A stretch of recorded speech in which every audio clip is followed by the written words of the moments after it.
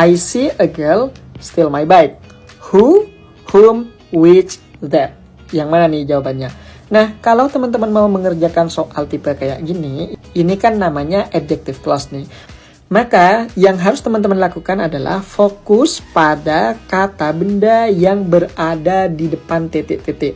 Nah, kalau kata bendanya di sini merujuk pada manusia, berarti human, contohnya girl. Girl ini kan manusia. Maka jawabannya pasti alpha atau enggak bravo. Kenapa? Karena hanya who dan whom yang boleh digunakan bersama human. Itu yang pertama. Nah, sekarang who apa whom nih jawabannya? Nah, untuk menentukan itu, teman-teman cek lagi kata-kata yang muncul setelah titik-titik. Kalau setelah titik-titik muncul sebuah verb, maka pasti jawabannya adalah who. Kenapa? Karena who ini selalu diikuti oleh sebuah verb. Namun, jika setelah titik-titik di sini muncul sebuah subjek, maka jawabannya pasti whom. Kenapa? Karena whom itu selalu diikuti oleh subjek. Sekarang kita lihat nomor 1.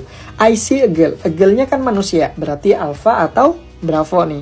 Setelah titik-titik muncul apa? Steal. Steal itu artinya mencuri, berarti kata kerja. Semua yang berawalan mem ataupun ber itu pasti kata kerja, teman-teman. Gitu ya. Nah, karena di sini sudah diikuti verb, maka jawabannya pasti si alpha, teman-teman, gitu. Karena hanya who yang boleh diikuti oleh sebuah kata kerja. Lalu bagaimana nih dengan si Charlie? Nah, Charlie boleh digunakan jika di depan titik-titiknya bukan manusia atau kata benda biasa kayak meja, bangku, buku, dan yang lainnya. Berarti di sini non-human. Gitu teman-teman ya, fix ya. Nah, di belakangnya ini agak bebas teman-teman. Boleh diikuti oleh subjek, boleh juga diikuti oleh verb. Jadi dia bebas banget. Tidak seperti who ataupun whom. Aman ya sampai sini ya. Lalu bagaimana dengan yang opsi that? Nah, opsi that ini adalah opsi yang paling umum. Jadi that ini teman-teman di depannya itu boleh human, boleh juga non-human. Dan di belakangnya boleh diikuti subjek ataupun verb, dia juga bebas. Namun teman-teman ingat, that itu hanyalah alternative conjunction. Dia boleh dipilih kalau nggak ada opsi lain. Jadi kalau misalnya udah nggak ada who, nggak ada whom, nggak ada which, maka boleh kita memakai that. Namun jatuhnya dia itu informal. Jadi that itu informal teman-teman. Jadi boleh pakai that tapi dalam situasi informal. Tapi kalau dalam tulisan usahakan jangan pakai that dulu. Kecuali nggak ada lain nih. Gitu ya. Itu yang pertama. Lalu bagaimana nih dengan soal yang nomor 2? Caranya sama. Fokus pada kata benda yang muncul sebelum titik-titik.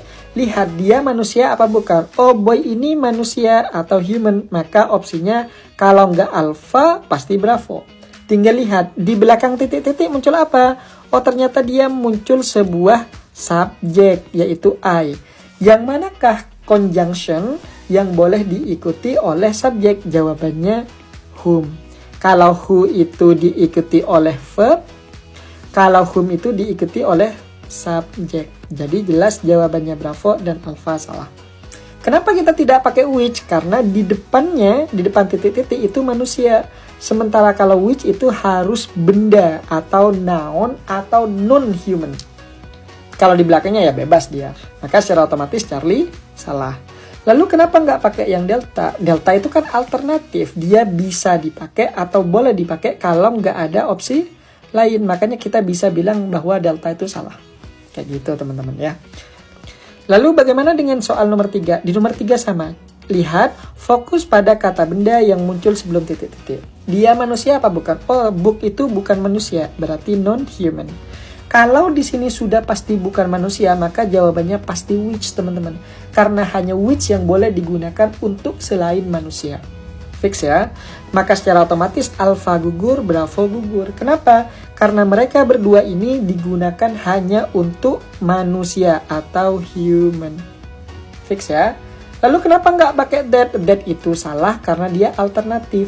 Sebenarnya that itu boleh kalau tidak ada opsi lain.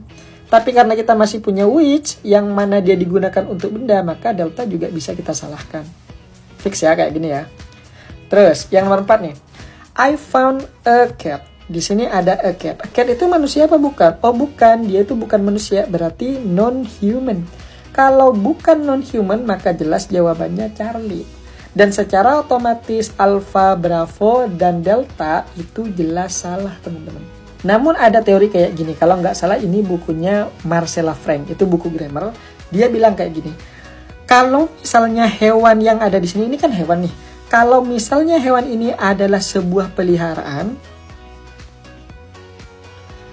maka kita boleh menggunakan who atau juga boleh menggunakan whom.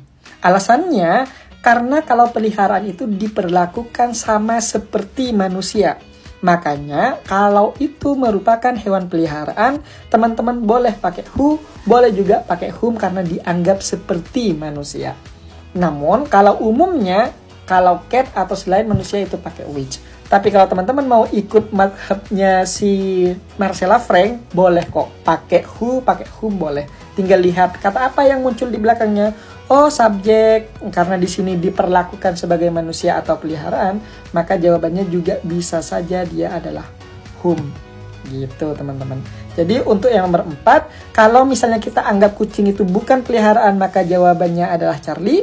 Tapi kalau misalnya kita anggap cat itu adalah sebuah peliharaan, maka opsinya ada 2. Boleh si Bravo, boleh juga si Charlie. Gitu, teman-teman ya.